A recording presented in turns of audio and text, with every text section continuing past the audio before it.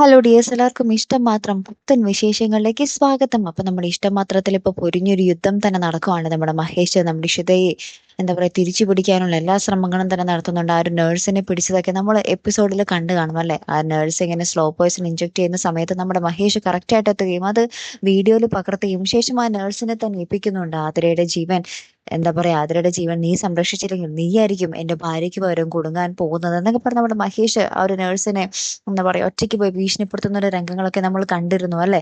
അപ്പൊ ഇത് ആരാണ് നമ്മുടെ മഹേഷിന് ഈ വിവരങ്ങളൊക്കെ കൈമാറിയത്? ആരാണ് ഈ നേഴ്സ് ഇങ്ങനെ സ്ലോ പോയിസൺ ഇഞ്ചെക്ട് ചെയ്യുന്നുണ്ട് എന്ന് പറഞ്ഞതിന് കുറെ ചോദ്യങ്ങളുണ്ട് അല്ലെ.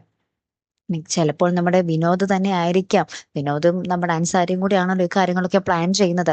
അപ്പൊ നമ്മുടെ വിനോദ് തന്നെ തന്റെ ആ ഒരു ചേട്ടനെയും ആ ഭാര്യയും രക്ഷിക്കാൻ വേണ്ടി ആയിരിക്കാം ഈ ഒരു കാര്യങ്ങളൊക്കെ ചെയ്യുന്നത് കേട്ടോ. അന്ന് നമ്മുടെ കല്യാണ മണ്ഡപത്തിൽ നിന്നും നമ്മുടെ ഇഷിതയെ ഗുണ്ടകളിൽ നിന്നും രക്ഷിച്ചത് മിക്കവാറും വിനോദിന്റെ ആൾക്കാർ തന്നെ ആകാനാണ് സാധ്യത. പിന്നീടായിരിക്കട്ടെ ഒരു വലിയ ട്വിസ്റ്റ് തന്നെ ആയിരിക്കും നമ്മുടെ ഇഷ്ടമാത്രത്തിൽ വരാൻ പോകുന്നത് കേട്ടോ. ആ ഒരു അൻസാരിയുടെ കൂടെ നിൽക്കുന്നു എന്ന വ്യാജേന നമ്മുടെ ചേട്ടനെയും നമ്മുടെ ചേട്ടത്തെയും രക്ഷിക്കാൻ തന്നെ ആയിരിക്കും നമ്മുടെ വിനോദിന്റെ ആ ഒരു പ്ലാൻ അല്ലെ.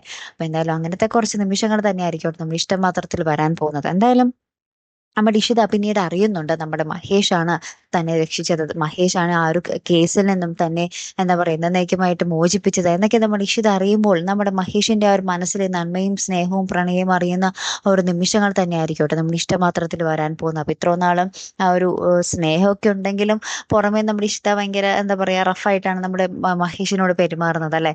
അപ്പൊ പക്ഷെ ഇപ്പോൾ എല്ലാം മാറിയിരിക്കുന്നു. നമ്മുടെ മഹേഷിന്റെയും ഇഷിതയുടെയും ഇടയിൽ ഇപ്പൊ ഒരു തടസ്സമോ ഒന്നും തന്നെ ഇല്ല. അവരുടെ ആ ഒരു പ്രണയം പങ്കുവെക്കാൻ തുടങ്ങിയിരിക്കുന്നു കൂട്ടുകാരെ. അവരുടെ ഒരു പ്രണയ മുഹൂർത്തങ്ങൾ തന്നെയാട്ടോ ഇനി വരാൻ പോകുന്നത്. എന്തൊരു രസമായിരിക്കും നമ്മുടെ മഹേഷും ഇഷിതയും നമ്മുടെ ചിപ്പിമോളും ഒരുമിച്ച് ആ ഒരു സന്തോഷത്തോട് കൂടി എന്താ പറയാ സന്തോഷത്തോടെ ജീവിക്കുന്ന ഒരു രംഗങ്ങൾ അല്ലെ. അപ്പൊ എന്തായാലും നമുക്ക് അതിനായിട്ട് കാത്തിരുന്ന് കാണാം കേട്ടോ. അപ്പൊ ഇതുപോലുള്ള പ്രൊമോ റിവ്യൂസിനും എപ്പിസോഡ് റിവ്യൂസിനും ഒക്കെ നിങ്ങൾ മറക്കാതെ ചാനൽ സബ്സ്ക്രൈബ് ചെയ്യുക. അടുത്തൊരു വീഡിയോയുമായി വരുന്നത് വരയ്ക്കും ഗുഡ് ബൈ.